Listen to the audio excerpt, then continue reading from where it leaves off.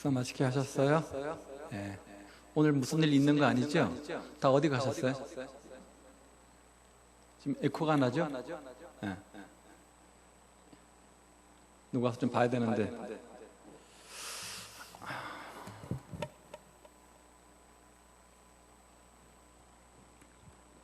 다 올라오신 거 맞죠? 네. 열심히 준비했는데. 자, 오늘부터 우리가 11주 혹은 12주 정도 거쳐서 우리가 예수님의 12제자 한 사람 한 사람 인물들 좀 탐구해 보려고 하는데, 따로 그 시중에 나와 있는 책이나 제가 참고할 것들이 많이 없어서 참 많이 힘들었습니다. 그래서 딴에는 했는데 제가 설교할 내용들을 가지고 이제 이걸 만들었고요. 그래서 어떤 교재를 따로 만들지는 않고 대신에 이 PPT에 제가 할 말들을 다 일일이 써 넣었습니다. 그래서 제가 시간은 오래 걸렸는데 여러분 쭉쭉 읽으시면 아마 제가 할 말들 다 나와 있기 때문에 좀 이해하는 것이 빠를 거라고 생각이 들고요. 한번 보도록 하죠. 오늘은 누구죠? 베드로를 좀 살펴보려고 하는데요. 마태복음 10장에 보시면 10장 2절에 보시면 좋겠습니다.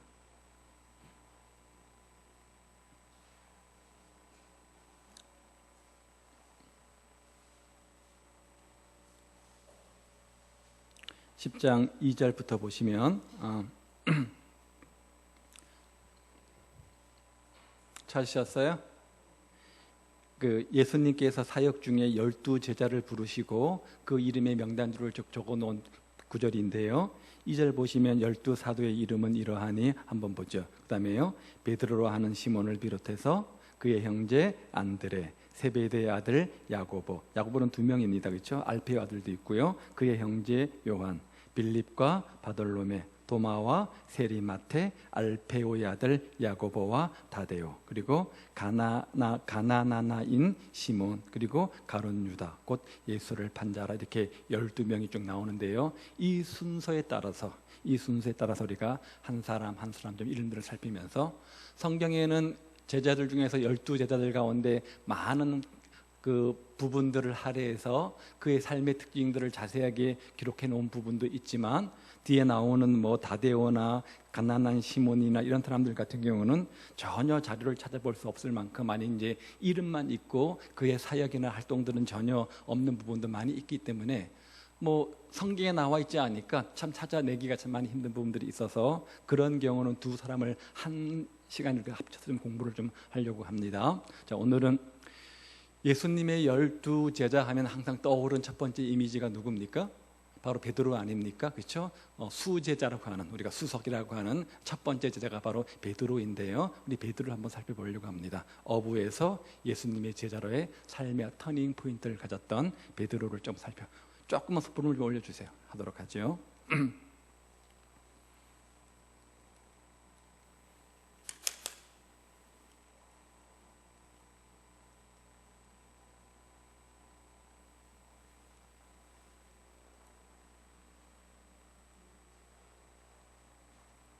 네, 됐어요.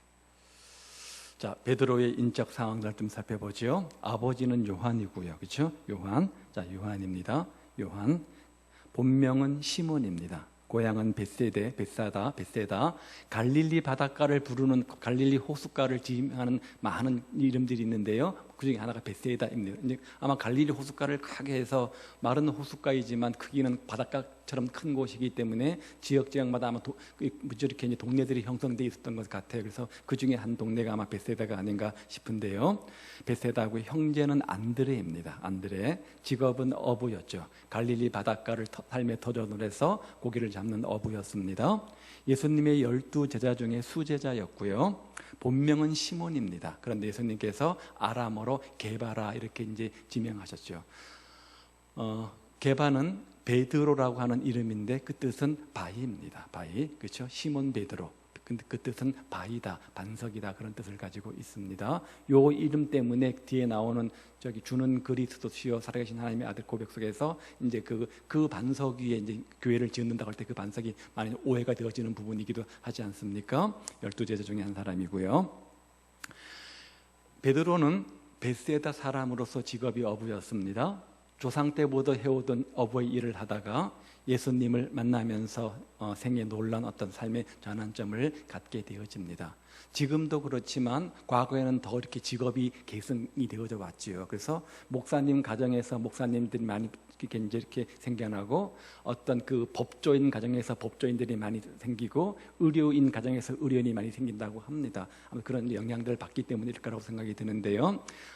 조상 때부터 쭉 이 갈릴리 바닷가를 터전으로 살아왔던 그 가정 중에 한 가정으로서 어부의 일을 하다가 예수님을 만나면서 삶의 큰 터닝 포인트를 갖게 되어집니다. 예수님으로부터 새로운 이름을 부여받고 3년 반 동안 제자 수업을 받으면서 호된 훈련을 받게 되어집니다. 많은 칭찬도 받지만 더불어서 많은 꾸짖음과 책망도 받는, 뒤에 나오지만 성격과 조금 더 올려야 될 것 같아요. 이 성격과 많이 이제 이렇게 연관되어 있는 부분들인 것 같아요. 급하고 강한 성격, 다혈질이기 때문에 추진력은 있었지만 그만큼 실수도 많았던 거죠. 그렇죠? 그래서 칭찬과 더불어서 그죠? 꾸지람도 책망도 함께 따르는 그런 인물이고요. 뒤에 나오네요. 거침없는 첫 성격이므로 강한 카리스마가 있지만 반면에 잦은 실수를 동반하게 되어집니다. 그래서 사교형이나 안정형이보다는 주도형에 가까웠기 때문에 일들을 막 벌리는 그런 스타일이었던 것 같아요. 따라라, 뭐 이렇게 이제 쉽게 말하면 그 형님 기질을 가지고 있었던 사람이 아닌가 싶은데요. 그러나 제자로서의 수업을 착실히 마치고 난 이후에 초대교회를 대표하는 거장으로 성장하게 되고 하나님의 영광을 위해서 귀하게 쓰임받게 되어집니다. 사도행전에 보면 이 부분이 잘 나와 있는데요. 사도행전을 이끌어간 큰 세 분의 인물이 나옵니다. 1장부터 8장까지는 예루살렘 교회 중심으로 누가 등장합니까? 베드로가 등장해서 초대 사역들을 이끌어가게 되어지죠. 그 중간에 사마리아 지역에 해당되어지는 빌립이 등장을 하고요. 조금 더 나가서는 이제 뭐냐면 바울의 전도 여행이 나옵니다. 예루살렘과 사마리아와 땅끝까지. 예루살렘에서의 주된 인물은 사도 베드로였습니다. 사마리아에서 주된 인물은 누구였냐면 빌립과 바나바죠. 그리고 땅끝까지 해서 뒤에 나온 13장 모든 뒷부분에 누구냐면 바울이 등장하게 되어집니다. 초대교회를 이끌었던 사람 중에 한 사람이 바로 이 초대 예루살렘 교회의 담임 목사님이 바로 베드로였던 거죠. 사복음서에 나와 있는 베드로와 관련된 몇 가지 사건들을 살피면서 베드로가 어떤 인물인지 우리가 생각해 보게 되어지는데요. 먼저는 누가복음 5장에 보면 제자로 부름받는 장면이 소개되어져 있습니다. 사실 누가복음 1장에 보면 이미 벌써 베드로는 한번 부름을 받았습니다. 누구를 통해서 받았냐면 그 형제인 안드레를 통해서. 그렇죠? 원래는 사도 요한의 제자였습니다. 사도 요한과 안드레는 사도 요한의 제자였습니다. 그런데 함께 가다가 보라 하나님의 어린 양이다라는 사도 요한의 말을 듣고 그 이 두 사람이 스승을 받고 그 예수님을 따르는 계기가 되었습니다. 그래서 안드레식 전도 방법이 뭡니까? 와 보라. 그래서 그때 이제 그 예수님을 만나게 되고 그때 이름을 개바라고 바꾸어 주게 되었던 거죠. 구체적으로 누가복음 5장에 보면 이제 베드로가 예수님의 부름을 받고 구체적으로 물고기 남는 어부에서 사람 낚는 어부로 바뀌는 구체적 장면들을 소개해주고 있습니다. 누가복음 5장 1절부터 11절까지 말씀인데요. 제가 읽지는 않겠습니다. 주된 내용들이 이거지요. 선생님, 우리들이 밤이 맞도록 수고하였으되 잡은 것은 없지만은 말씀에 의지하여 내가 그물을 내리이다. 무슨 말이야? 밤새껏 베드로는 갈릴리 바닷가에서 그물을 던지며 고기질을 했습니다. 한 마리도 잡지를 못했습니다. 아침이 되었습니다. 이제 그물을 철수하고 집으로 돌아가려고 하는데 랍비인 예수님께서 오셔서, 랍비가 뭐예요? 가르치는 자죠. 티처죠. 그렇죠? 예수님께서 오셔서 그물을 배의 오른편에 던져라 이렇게 명령하는 겁니다. 자, 그 명령에 쉽게 순종할 수 없었습니다. 이유는 뭘까요? 자, 장소가 어디입니까? 갈릴리 바닷가입니다. 뭐 하는 거죠? 고기를 잡는 겁니다. 누가 전문가입니까? 예수님은 가르치는 티처였고요. 베드로는 거기서 30년 동안 잔뼈가 굵은 베테랑 어부입니다. 어느 시, 어느 장소, 어느 때에 고기가 어디에 있는지 누구보다 더 잘 알고 있는 사람이 바로 베드로입니다. 전문성에서 예수님이 밀립니다. 경험이나 상식이 말합니다. 고기 잡아보셨어요? 고기는 밤에 잡는 겁니다. 그물은 밤에 하는 겁니다.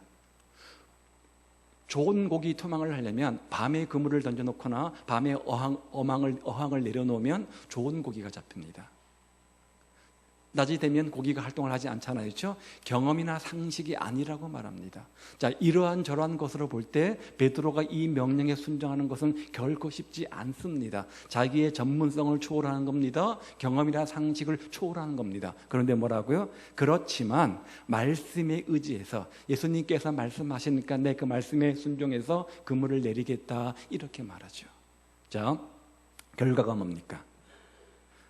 고기를 잡은 것이 힘이 많아 그물이 찢어지는 거예요. 잡힌 것을 인하여 놀라다. 2배에 가득 차게 되었다. 자, 이런 말들은 순종의 결과가 얼마나 풍성한 것을 가져오는지 보여주는 겁니다. 때로 하나님의 명령, 하나님의 도전은 우리의 생각과 우리의 감정과 우리의 경험과 전문성들을 초월해서 요구하실 때가 있습니다. 분명히 이렇게 하면 손해인 것 같은데 하나님 그렇게 하라고 명령하십니다. 내 경험이나 내 상식이나 주변 상황들이, 경험들이, 논리가 그것은 아니라고 말하는데 하나님은 그렇게 하라고 말씀하십니다. 그렇죠?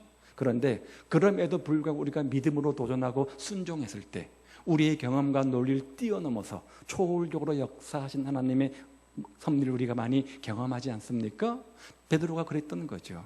자, 그 상황 중 되면 잡힌 것으로 인하여 놀라다 2배에 가득 차게 되었다. 힘이 많아 그물이 찢어진다. 이만큼 풍성한 결과를 얻었으면 그 다음 베드로의 반응은 뭘까요? 정상적 반응은 뭐여야 되죠? 아, 너무 감사합니다. 이렇게 많은 고기를 잡게 해주시니 역시 대단한 분이시군요. 감사합니다. 뭐 이게 정상적 반응 아닙니까? 근데 베드로의 반응을 보십시오. 8절에 뭐라고 말해요? 주여 나를 떠나서서 나는 죄인이로소이다. 너무 엉뚱한 대답을 하잖아요. 동문서답 같지 않습니까? 여기서 나와야 될 대목은 너무너무 감사하다. 이렇게 많은 은혜를 베풀어 주셔서 이런 많은 물고기를 잡게 해주셔서 감사하다. 이렇게 하는 것이 정상이잖아요. 근데 주여 나를 떠나서서 나는 죄인이로소이다. 무슨 말이에요? 누구든지 진실로 살아계신 주님을 인격적으로 만나게 되어지면 그 다음 나는 반응이 뭐냐? 무릎 꿇고 저는 죄인입니다. 저는요, 제가 잘난 줄 알았습니다. 제가 똑똑하고 착하고 도덕적인 줄 알았습니다. 저는 얼마든지 하나님 없이도 죄짓지 않고 내가 얼마든지 잘 살 줄 알았습니다. 그런데 예수님을 진짜로 만나게 되어지면 그거는 교만이었구나. 나는 아무것도 할 수 없구나. 나는 죄악 덩어리구나. 그래서 나는 죄인입니다. 뭐예요? 나는 주님 당신이 필요합니다. 그런 고백을 하게 되어집니다. 그러자 주님께서 한 가지 명령을 주시죠. 부르는 내가 사람을 취하리라. 살아남는 업으로 삼아주시라. 이렇게 말씀합니다. 자, 이것이 실질적으로 기독교 초대교회 역사 속에서 베드로가 이제 등장하는 장면이죠. 부르신 장면이니까. 자, 교훈은 보이죠? 제가 좀 나이가 들어가서 눈이 침침한 게 잘 안 보여. 우리 스스로 죄인임을 고백해야 된다는 거예요. 죄인이었던 우리들이 무슨 반론을 제기할 수 있겠습니까? 그렇죠? 무슨 불평을 할 수 있겠습니까? 우리는 주님 앞에서 그저 저는 부족한 죄인입니다. 주여 은혜를 베풀어 주십시오. 불쌍히 여겨 주십시오. 이 말밖에 할 게 없는 거예요. 이것밖에 없는 거예요. 또 다른 변명이나 또 다른 합리 하나 그래도 저는 이만큼 할 게 없는 거예요. 세리와 바리새인의 기도처럼 세리의 기도가 우리에게 필요한 겁니다. 바리새인처럼 저는 이렇게 했고요. 아무런 필요가 없는 거예요. 우리가 주 앞에 가져야 될 교훈은 스스로 죄인임을 인정하고 고백하는 겁니다. 그런 다음 예수님의 부름에 대한 적극적 응답을 하는 거죠. 예수님의 부름 앞에 조금의 주저함도 없이 모든 것을 버려두고 예수님을 따르는 겁니다. 누가 보면 11절에 보면 다 버려두고 그물도 버려두고요. 다 버려두고 즉각적으로 따르는 것을 보게 되어집니다. 제가요, 잠깐만 기다려 주십시오. 집에 가서요, 이렇게 정리하고요. 제가 지금 모시는 부모님이 계시는데요. 그 부모님 돌아가시면 하겠습니다. 제가 지금 하고 있는 공부가 있는데요. 제가 하고 있는 일이 있는데요. 일 다 마치면 제가 하겠습니다. 제가 지금 아직 학생이어서 할 게 없고요. 제가 아직 결혼을 못해서 제가 드릴 게 없고요. 제가 결혼해서 조금 돈도 벌고 좀 이렇게 집도 사고 하면 그때 주 앞에 헌신하겠습니다. 맞아요? 아닙니다. 그 부르심 앞에서 그 모습 그대로 주 앞에 드리는 헌신이 우리에게 있어야 된다는 거죠. 하나님은 오늘 우리를 부르실 때 먼 훗날 우리의 변화되고 성숙된 그 모습을 보고 부르신 것이 아니라 지금 나의 이 모습 이대로 그것을 보고 부르신 겁니다. 그런 다음 주님은 그런 우리를 부르셔서 다듬으시고 사용하셔서 먼 훗날 하나님의 멋진 인물로 그렇게 만들어 가시는 거죠. 아브라함을 보십시오. 아브라함을 부를 때 뭐를 부르셨죠? 믿음의 조상으로 부르셨습니다. 그런데 그때 받을 때의 아브라함의 모습은 어땠습니까? 믿음의 조상하고는 거리가 먼 사람이었습니다. 그렇게 불러놓으시고 그 이름에 맞게 다듬어 가셔서 마침내는 모리아산에서의 이삭을 바치는 그 사건을 경험하고 나서 참된 믿음의 사람이 되지 않습니까? 하나님은 그러신 분이에요. 지금 오늘 이 모습 이대로 주님께서 뭔가 나를 위해서 요구하고 부르신다면 우리 할 일은 뭡니까? 그 부름에 대해서 적극적으로 순종하는 겁니다. 그렇죠? 그것이 물질의 헌신일 수 있고요. 어떤 직분을 맡아서 봉사하는 것일 수도 있고 아마 여러 가지 방법일 겁니다. 여러분 그렇죠? 자, 됐고요. 우리는 세 번째로 예수님의 제자로서 전폭적으로 주님을 따르고 있는지 자문해 보아야 됩니다. 그렇다면 아직도 우리는 눈앞에 있는 다양한 이익들 앞에서 전전긍긍하고 내 몫으로 한 개 더 챙기려는 일에 혈안이 되어 있을 때가 얼마나 많이 있는지 모릅니다. 그러나 주님의 제자도를 기억해 보십시오. 누구든지 나를 따르려거든 어떻게 된다고요? 생각해 보십시오. 아비나 부모나 친척보다도 하나님보다 우선시 될 수 없다. 모든 것들을 먹이고 십자가를 지는 마음으로 따라야 된다라고 말씀하지 않습니까? 먼저 그의 나라와 그 의를 구하라 이렇게 우리에게 요구하시는데 우리가 따르기 전에 얼마나 손익계산, 머리가 빨리빨리 돌아갑니까? 하는 것이 손해냐 이익이냐 무조건 우리가 정말 순수한 마음으로 헌신하는 것이 아니라 이렇게 드리고 이렇게 헌신하고 봉사하는 것이 손해일까 이익일까 막 계산하고 따지지 않습니까? 순수한 마음으로 드려야 되는 것. 베드로처럼 전폭적이고 적극적으로 주님을 따르려는 사람이 되어야 됩니다. 그렇기 때문에 베드로가 베드로로서 그렇죠? 등장할 수 있었고 오늘 우리에게도 베드로의 이름이 그렇게 기억될 수 있었던 거죠. 이 명령과 도전 앞에 베드로가 온전히 순종하지 못했다고 한다면 그저 지금도 저 시골 갈릴리 바닷가에 한 물론 지금 죽었겠지만 그렇죠? 그냥 어부에 하는 사람의 이름으로만 기억되고 말았을지도 모릅니다. 두 번째 사건은요. 마태복음 14장에 나와 있는데요. 물 위를 걷는 베드로 사건입니다. 제가 이것들을 구체적으로 설명하지 않아도 알죠. 그렇죠? 자, 하루의 사역들을 마치시고 먼저 제자들이 배를 타고 갈릴리를 향해 나가고 있었습니다. 뒤에서 이제 주님이 따라오십니다. 캄캄하게 안개도 꼈는 것 같고요. 풍랑도 일었습니다. 한참을 가는데 저 뒤에서 누군가가 물 위를 막 걸어오는 겁니다. 제자들이 놀래가지고 귀신이면 가고 사람이면 와라. 우리가 그렇게 말하잖아요. 그렇죠? 누군가 유령인가 싶어서 가만히 쳐다보았더니 누굽니까? 예수님께서 물 위를 걸어오시는 겁니다. 참 신기하잖아요. 그래서 호기심 많은 베드로가 질문을 던지죠. 주님, 저도 주님처럼 뭐예요? 물 위를 걷고 싶습니다. 컴온, 와라. 그래서 주님 바라보고 물 위를 걸어가다가 잠깐 풍랑이는 바다를 보는 순간 어떻게 해요? 빠져지요. 그렇죠? 예, 빠지죠. 그 사건입니다. 그렇죠? 자, 그 사건입니다. 자, 그 사건인데요. 마태복음에 나와 있으니까 찾아보십시오. 이 사건이 우리에게 주는 교훈이 있습니다. 뭐냐? 의심하지 않는 신앙을 소유해야 된다는 거예요. 자, 우리가 주님을 믿는 믿음은 어떤 믿음인가? 베드로는 믿음으로 물 위를 걸을 만큼 큰 믿음을 가졌습니다. 처음에는. 그렇죠? 여러분 생각해 보십시오. 사람이 물 위를 걷는다는 것이 굉장한 일입니까? 뭐 당연한 일입니까? 굉장한 일 아닙니까? 그렇죠? 물 위를 걸을 만큼 큰 믿음의 소유자였습니다. 그런 그가 이내 바다에 빠진 이유가 뭐였죠? 의심이었다는 거죠. 의심이었다는 거죠. 의심이었다는 거죠. 그렇죠? 뭘 말하는 거예요? 주님의 책망은 바로 의심이라는 거예요. 우리가 아무리 기도를 하고 아무리 헌신을 하고 아무리 많은 것을 드려도 그 안에서 확실히 있지 않고 의심이 쌓이면 그 모든 기도는 공연불, 헛되라는 거예요.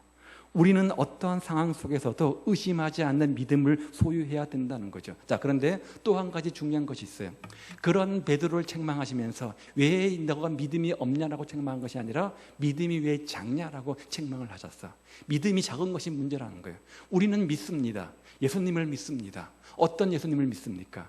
내가 기도하면 내 기도에 응답해 주신 예수님을 믿습니다. 먼저 그의 나라와 그 의를 구하면 이 모든 것 위에 더해 주신 하나님을 믿습니다. 나를 손해보게 안 하시고 가장 하나님의 주권 속에서 선하게 인도하시고 풍성하게 인도하실 주님임을 믿습니다.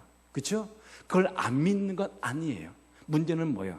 그렇게 믿다가도 자꾸만 베드로처럼 우리 마음속에 의심이 쌓이는 게 문제죠. 의심이 쌓이는 게 문제죠. 기도를 하면서도 한편으로는 과연 이 기도가 응답이 될까? 라고 하는 것. 내가 물질을 드리면서 내가 손해보는 것 아닌가? 주면 더 준다고, 더 주신다고 하긴 하셨는데 잠깐 헷갈린다? 자꾸 이런 마음속에 의심이 쌓이는 게 문제죠. 액면 그대로 100% 믿고 온전히 드리는 헌신이 아니라 드리면서 자꾸 의심하는 이 문제가 우리의 문제인데, 가만 보니까 베드로의 문제였던 것들을 보게 되죠.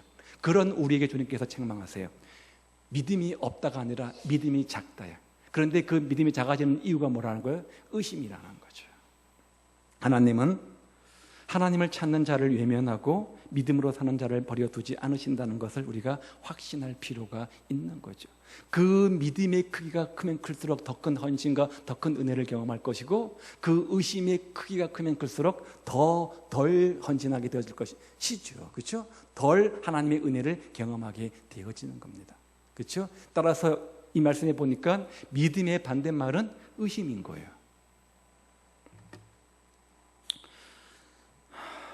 그렇죠? 의심인 거죠. 자, 그렇다면 오늘 자꾸만 하나님을 믿고 하나님을 의지하며 살아가는 우리 인생 속에서 베드로는 풍랑거리는 바다였어요. 그렇죠? 그게 의심이 쌓인 건데, 오늘 우리는 어떤 것입니까? 어떤 문제 앞에 자꾸 의심이 쌓입니까?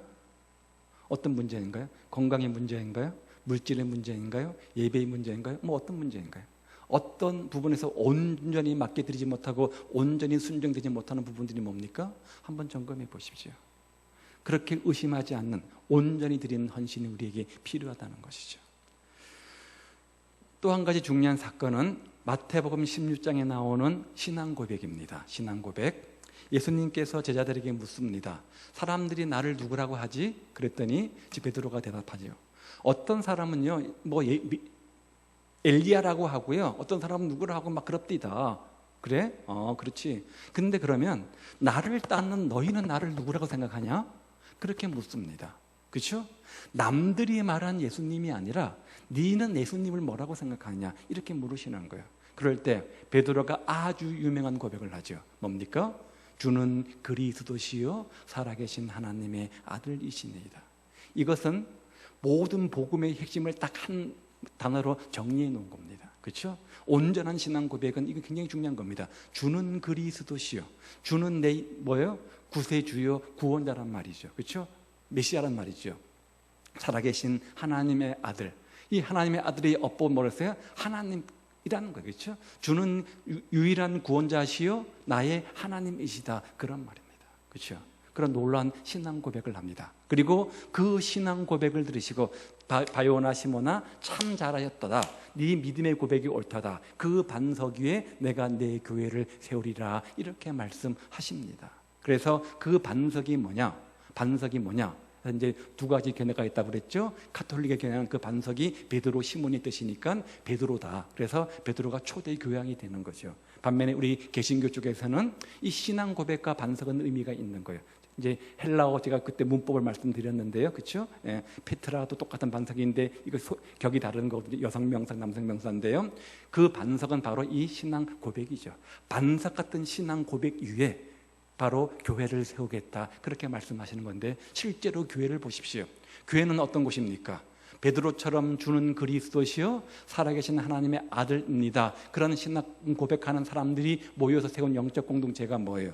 바로 교회잖아요. 그렇죠? 예. 그만큼 이것은 굉장히 중요한 의미를 갖습니다. 자, 교훈은요, 중요한 것은 나는 예수님을 누구라고 고백하는 거죠. 베드로가 경험한 예수님을 만나서 고백할 때 주는 그리스도시요 살아계신 하나님의 아들입니다, 이런 고백을 했다고 한다면, 그럼 오늘 나는 내가 예수님을 제가 53년 믿어왔는데, 53년 믿어왔어요. 우리 엄마 뱃속에 54년 믿어왔어요. 그렇죠? 54년 믿어왔는데 나는 예수님을 뭐라고 고백하느냐? 당신은 장로님이고 당신은 권사님이고 당신은 순장님인데 그런 직분을 가진 당신은 예수님을 뭐라고 생각하느냐, 어떤 분이라 생각하느냐, 이렇게 우리에게 물으시고 도전하시는 거죠. 그죠? 사람들이 예수님에 대해서 무엇라고 고백하느냐, 그게 중요한 문제가 아니라 오늘 나는 예수님을 누구라고 생각하느냐.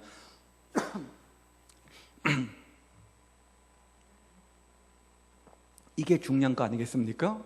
신앙생활 하시면서 남들이 만난 예수님이 뭐가 중요해요? 남들의 기도에 응답하신 예수님이 뭐가 중요해요? 남들의 문제에 역사하시고 도우시는 예수님이 뭐가 중요해요? 뭐가 중요한 거예요? 내 기도에 응답해 주시는 예수님, 나를 만나주시고 나에게 은혜 베풀어 주시는 그 예수님, 내 갈 길을 인도하고 도우시고 언제나 임만을 하시는 그 예수님이 중요한 거잖아요. 그걸 모르시는 거예요. 여러분은 예수님을 누구라고 고백하십니까? 여러분의 신앙 고백은 뭐예요? 뭐예요? 예수님은 위대한 선지자 중에 한 분이시고요. 땡.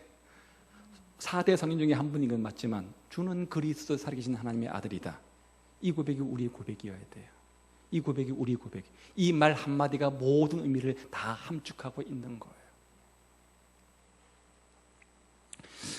예수님은 누구십니까? 가장 귀하신 분, 나의 전부가 되시는 분, 알파와 오메가가 되시는 분, 나의 삶의 참된 의미가 되시는 분, 나의 존재의 근원이 되시는 분, 내 안에 계셔서 내 삶을 인도하시고 도우시는 분, 나의 영원한 목자 되시며 우편의 그늘 되시는 분, 하나님의 아들이시고 참된 메시아 구세주가 되시는 분, 이 모든 의미가 주는 그리스도시요 살아계신 하나님의 아들입니다. 이 말 속에 포함되어져 있는 거예요. 자, 여러분 그런 고백이 있습니까? 정말로 진심으로 체험적으로 우러나온 고백 속에서 이 고백이 있다고 한다면 여러분은 예수님을 인격적으로 만난 사람입니다. 신앙의 연수가 하나도 안 중요하잖아요. 신앙의 직분이 뭐가 중요해요? 하나도 안 중요해요. 이게 중요한 거예요. 이게 중요한 거예요. 갈 길은 뭔데? 자, 네 번째는요, 변화산 사건에서의 베드로입니다. 자, 17장인데요. 역시 이 장면도 알 것입니다. 예수님에게 12제자가 있었는데 모두가 똑같이 12분의 1, 12분의 1 이렇게 예수님께서 총회하시거나 역할을 맡기신 것은 아닙니다. 참 존심 상하지만 그 12명 가운데서도 또 수제자급이 있었습니다. 그렇죠? 1진이 있었고 2진이 있었고 3진이 있었습니다. 그 1진 3명이 누구예요?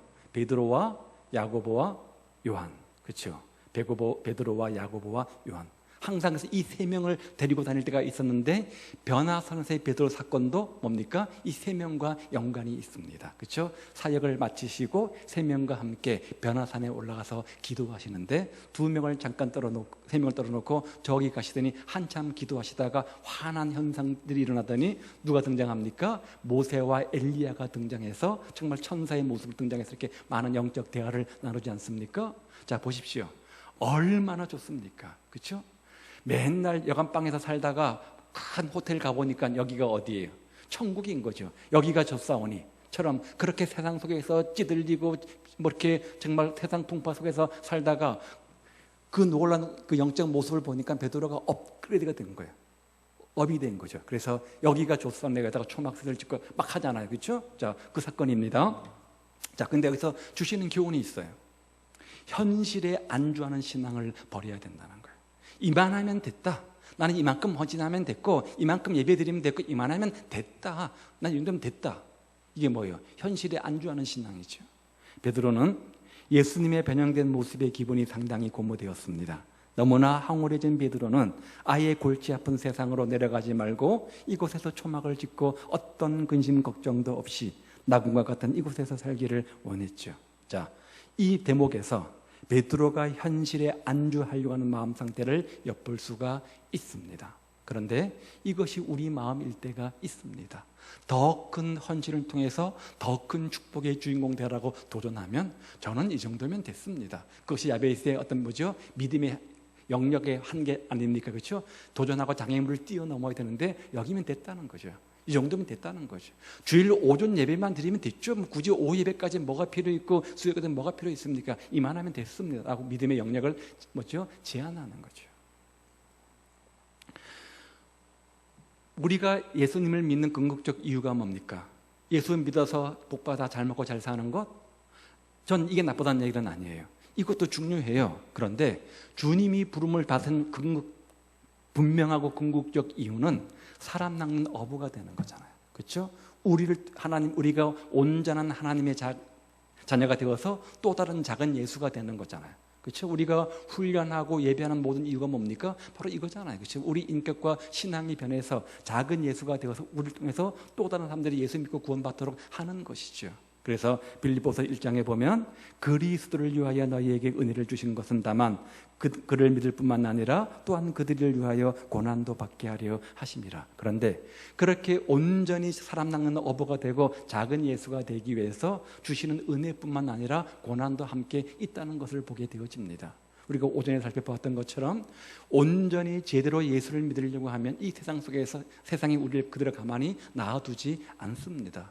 때로는 환난과 핍박과 고난이 있기도 하고요. 때로는 유혹이 오기도 하고 미혹도 있습니다. 그렇죠? 그 모든 것들을 감수해야지만 온전한 신앙인의 삶을 살 수 있는 거죠. 자, 그런데 중요한 것은 관점, 가치관인 것 같아요. 그것을 이기는 비결은 나의 가치관이 뭐냐, 나의 삶의 목적이 뭐냐, 내 삶의 가장 큰 가치가 뭐냐, 이 생각이 바뀌면 모든 것이 바뀔 수 있어요.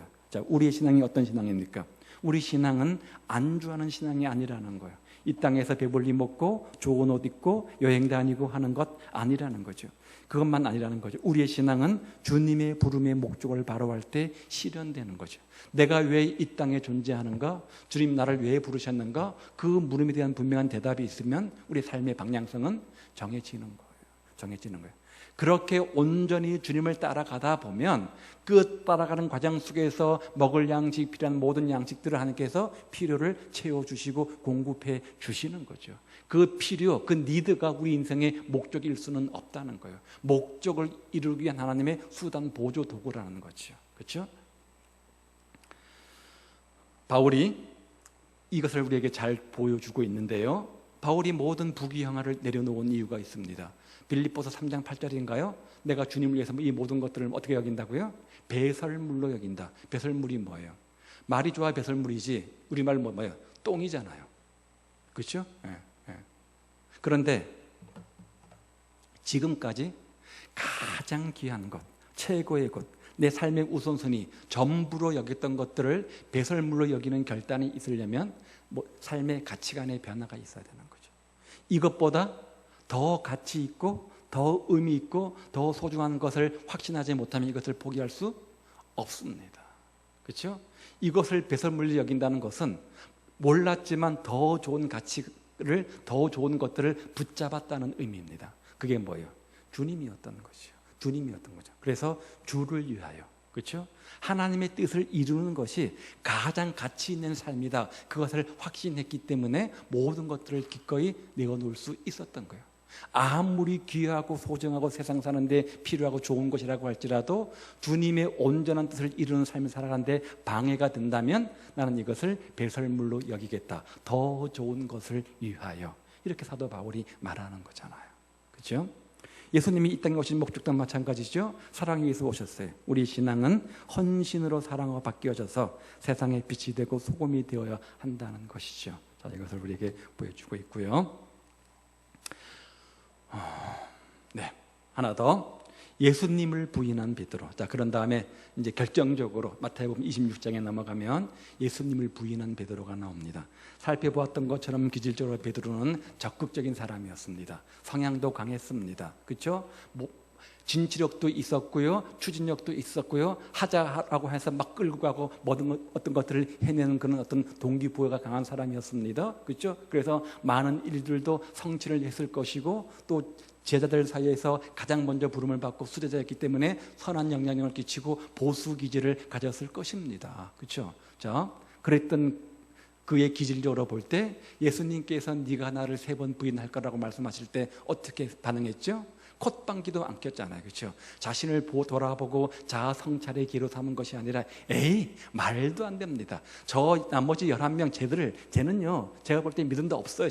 주님 쟤들은요 주님을 부인할지 모르겠지만 주님 저 베드로입니다. 제가 누굽니까? 저 베드로잖아요. 저는 그럴 리가 없습니다. 천만에 절대 안 그럴 겁니다. 염려하지 마십시오. 그렇게 큰 소리 쳤던 베드로 아닙니까?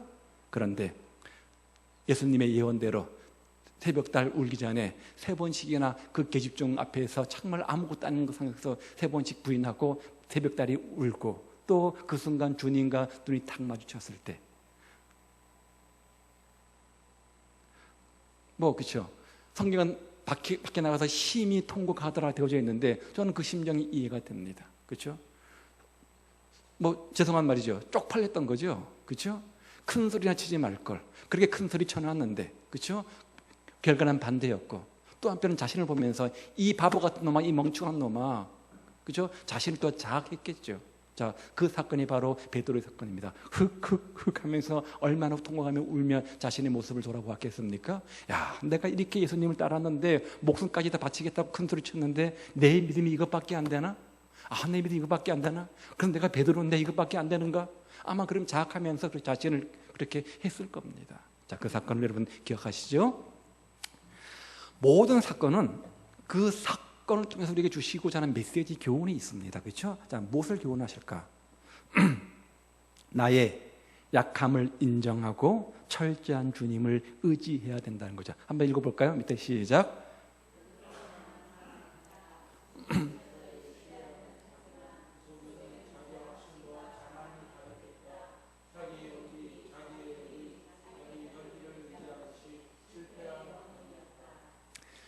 주님을 철저히 믿고 의지에 따르는 듯 하지만 그 속에서 그 믿음은 주님을 향한 온전한 믿음이 아니라 자기 확신, 자기 열심, 자기 믿음이었던 거죠.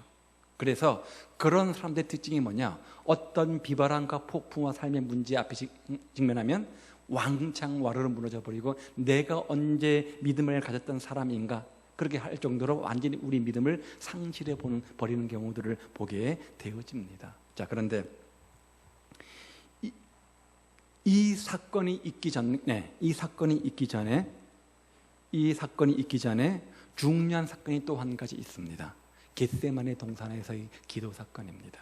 그렇죠? 주님께서는 또 그때 이 3명을 데리고 겟세마네 동산에 기도하러 올라가시죠. 그렇죠? 저만 치서 기도하시면서 3명에게 마지막으로 부탁하셨습니다. 뭐라고요? 시험에 들지 않도록 깨어 기도하라. 사단이 밀가부르듯 너를 지금 유혹하고 있으니까 그 시험 유혹에 안 넘어가려면 네 큰 소리 쳤지, 네 그거 지키려면 지금 깨어 기도해야 돼. 이렇게 경고하시고 가셨어요. 그때 뭐 했죠? 그렇죠? 밤이니까 졸렸겠죠. 그렇죠? 뜬도 밤샐 수는 없는 거니까 졸았어요. 자, 그것은 단순히 육체가 피곤해서 졸았다는 것은 영적 무감각, 영적 무기력을 상징적으로 보여주는 거죠. 그렇죠? 그 결과가 뭡니까? 예수님을 3번씩이나 부인하는 거죠. 예수님을 3번씩이나 부인하는 거죠. 에이, 설마 그런 일이 일어나겠어? 내가 뭘 해서 내 인생 때문에 큰 일이 일어나겠어? 야, 조심해. 한 번 경고했어. 2번째 경고한다. 3번째 경고한다. 이번째도 안 지키면 너 큰일 난다. 너 내가 가만 안 둔다. 예수님께서 경고하셨는데, 에이, 설마 지금까지 아무런 일 없이 잘 지나왔는데 이번에도 내가 한번 그런다고 큰일이 일어나겠어? 근데 실제로 꽝 한 거죠. 그렇죠? 예. 그때 자신의 약함을 인정하고 주님께서 회개의 길을 주실 때 철저히 천부에 의지 없어서 주님을 의지해야 된다는 거예요. 우리는 어떻습니까? 만약 내가 그때의 베드로라면 여러분 어떻게 하시겠어요? 나는 절대로 베드로처럼 부인하지 않을 자신이 있다. 1번. 나도 베드로와 똑같을 것이다. 2번. 1번 손 들어보세요. 없잖아요. 예. 2번 하면 또 안 된다 봐요. 2번. 또 안 들잖아요. 그럼 뭐예요? 그럼 몇 번이에요? 사실 우리는 삶 속에서 베드로처럼 예수님을 수없이 부인할 때가 얼마나 많이 있습니까? 그렇죠? 꼭 입으로 부인해야 부인입니까? 마음으로 부인할 수도 있잖아요. 하나님을 하나님으로 인정하지 않고 예수님을 예수님으로 인정하지 않으면 그건 부인하는 거죠. 불법의 현장에 있으면서 예수님을 모른다고 할 때가 있고, 이마에 손목에 그리스도인의 딱지가 없기 때문에 우리는 싸움을 할 때나 어떤 상황에서 더욱더 혈기를 부리고 있지 않습니까? 저는 우리 아파트에서 제가 목사인 걸 다 알아요. 저는 한 번도 제가 목사인 것을 알리지 않았어요. 왜냐하면 제가 부족한 점이 많아서 혹시 실수할까 봐 제가 안 알렸는데 다 알고 있더라고요. 한 번은 제가 자동차를 세워놨는데 이제 이면 주차하지 않습니까? 주차장 옆에 이제 자리가 없어서 저는 항상 새벽에 나오니까 항상 주차를 잘 해놔야 돼요. 잘못하면 못 빠져나오거든요. 해놨는데 내 앞에다가 어떤 사람이 저기 종이 갖다 놨어요. 목사님이 그러시면 됩니까? 내가 주의해서 보겠습니다. 누군지 알 수 있어야 따지지. 그렇죠? 내 이마에 나는 예수 믿는 사람, 내 손목에 나는 예수 믿는 사람 이미 없기 때문에 모르겠지 하면서 우리가 함부로 말하고 행동할 때가 얼마나 많이 있는지 몰라요. 용서할 만한데도 잔인하게, 사랑할 만한데도 또 교묘하게 그럴 때가 참 많이 있지 않습니까? 참 우리의 모습인 것 같아요. 실질적으로 베드로처럼 입을 벌려서 나는 예수 모른다 부인하지 않아도 삶 속에서 우리가 예수님을 부인할 때가 참 많이 있는 것들을 봅니다. 우리도 삶 속에서 주님을 부인하는 삶을 살 때가 많음을 알고 통곡하고 회개하는 인생이 되어야 할 것입니다. 새로운 삶을 위한 몸부림이 있어야 할 것입니다. 그렇죠? 그래서 순간순간 주님께서 우리에게 어떤 마음의 음성을 들려주실 때 나는 괜찮다, 나는 이 정도면 된다라고 자기 확신, 자기 교만을 가질 것이 아니라 정말 겸손한 마음으로 무릎 꿇고 하나님의 은혜를 구할 필요가 있는 거죠. 자, 결론. 오늘 베드로를 통해서 우리에게 주는 교훈은 무엇입니까? 첫 번째가 뭐였습니까? 예수님의 부르심 사건을 통해서 우리가 죄인임을 고백하고 주님의 부름에 적극적으로 응답할 필요가 있다는 거죠. 주가 쓰시겠다 한다면 아이고 감사합니다. 제가 배운 것도 없고 가진 것도 없고 이 모양 저 모양으로 부족한데 그런 저를 들어서 하나님의 일을 이루신다고 하니 제가 기꺼이 믿음으로 순종하며 헌신하겠습니다. 이 마음이 우리 마음이었으면 좋겠어요. 의심하지 않는 신앙을 소유하면 좋겠습니다. 다른 말로 말하면 작은 믿음이죠. 그래서 큰 믿음이 되어질 때, 우리가 반석 같은 큰 믿음이 되어질 때 하나님의 놀라운 은혜와 축복들을 경험하게 되어집니다. 믿는다고 입으로 고백하면서 마음, 생각과 행동으로 주님을 의심하고 우리가 불신할 때가 참 많이 있지 않습니까? 그렇죠? 세 번째는요, 예수님에 대한 분명한 나의 신앙 고백이 있어야 됩니다. 이건 정체성의 문제인 거죠. 그렇죠? 주는 그리스도시요 살아계신 하나님의 아들입니다. 주님 내 인생의 전부입니다. 내 인생의 목자이십니다. 내 인생의 반석이십니다. 나의 구주이십니다. 처음과 끝이십니다. 이런 신실한 주의 고백이 있기를 바라고요. 현실에 안주하는 신앙을 버려야 됩니다. 변화산 사건의 교훈들이죠. 현실에 안주하는 신앙이 아니라 정말 지금보다 더 큰 사도 바울처럼 거룩한 불만이라고 하죠. 내 믿음의 수준이 이것밖에 안 되는가? 더 믿음이 커야 되는데 늘 이런 거룩한 불만들을 가지고 어떻게 내 믿음의 크기, 내 신앙의 크기를 키워갈 것인가? 우리가 스스로 자문자답하면서 믿음의 도전, 그렇죠? 삶의 지경들을 넓혀가는 은혜가 있었으면 좋겠고요. 다섯 번째는 마지막 나의 약함을 인정하고 철저히 주님을 의지해야 된다는 거죠. 3년 동안 공생의 기간 동안 베드로와 주님과 함께 했던 베드로도 결정적 순간에 자신의 약함 때문에 주님을 부인했다고 한다면 우리 또한 얼마든지 그럴 소질이 있다는 것을 반증적으로 보여주는 겁니다. 나는 아니야, 나는 아니야, 천만에요. 나의 약함을 인정하고 철저히 주님께서 깨닫게 해주실 때 우리가 철저히 무릎 꿇고 하나님의 은혜와 하나님의 어떤 그 축복들을 구하는 그런 삶이 되시기를 우리 주님의 이름으로 축복을 드립니다. 자, 이런 다음 이어서 베드로에게는 또 몇 가지 사건들이 있는데요.